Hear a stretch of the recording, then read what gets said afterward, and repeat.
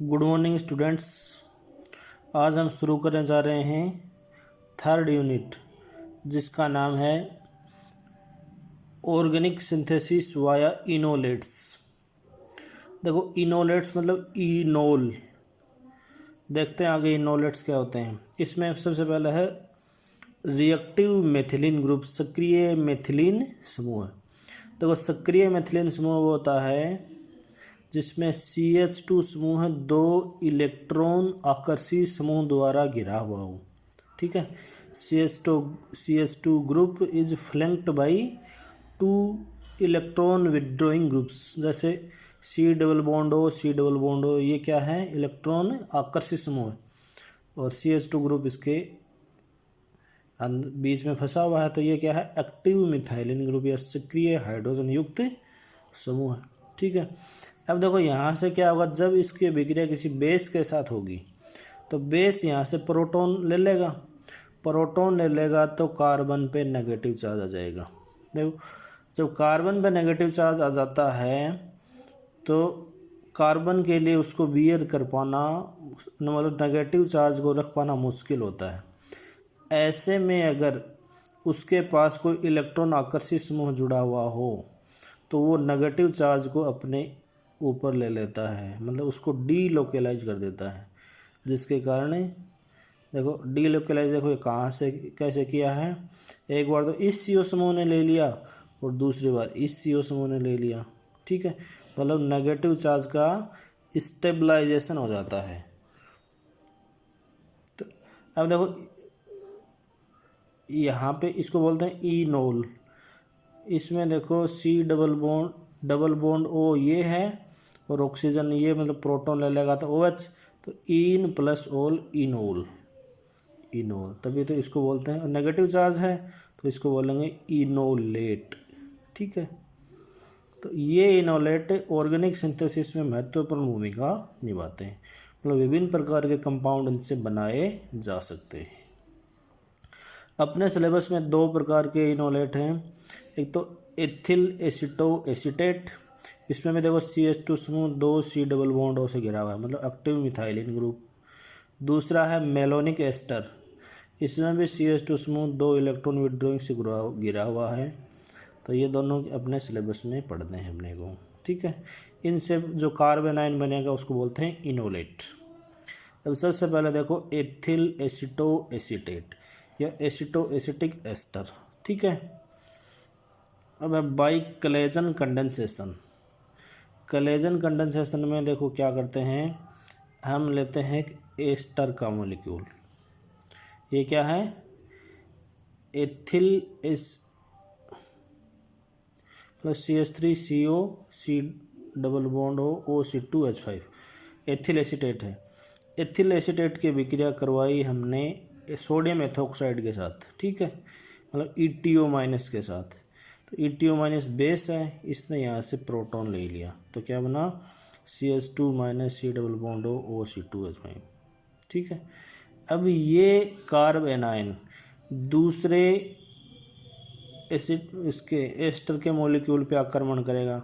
देखो ये C double bond O है, ये पाई इलेक्ट्रॉन इधर चले गए, यहाँ पे आ गया पॉजिटिव चार्ज, यहाँ पे आ गया नेगेटिव चार्ज।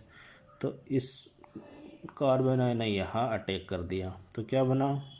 CH3CO OC2H5 और CH2COET।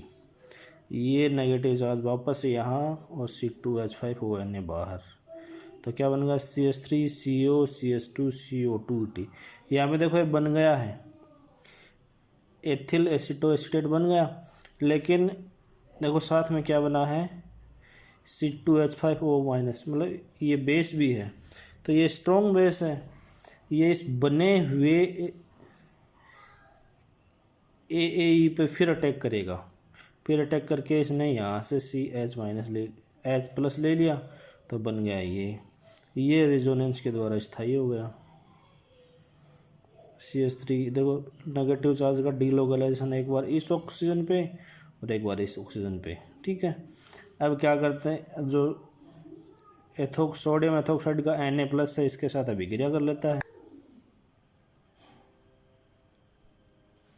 ये देखो अभिक्रिया करके क्या बना लेता है, इसका सोडियम साल्ट, Na+ ने अभिक्रिया की, ये सोडियम साल्ट बन गया। फिर इस बेस की अधिकता को ख़त्म करने के लिए इसमें एसिटिक एसिड मिलाते हैं, तो एसिटिक एसिड मिलाने से ये बेस को न्यूट्रलाइज कर देगा, इसको H+ पकड़ा देगा, तो CH3 C double bond O CH2 COET, ये क्या बन गया, एथिल एसिटो एसीटेट।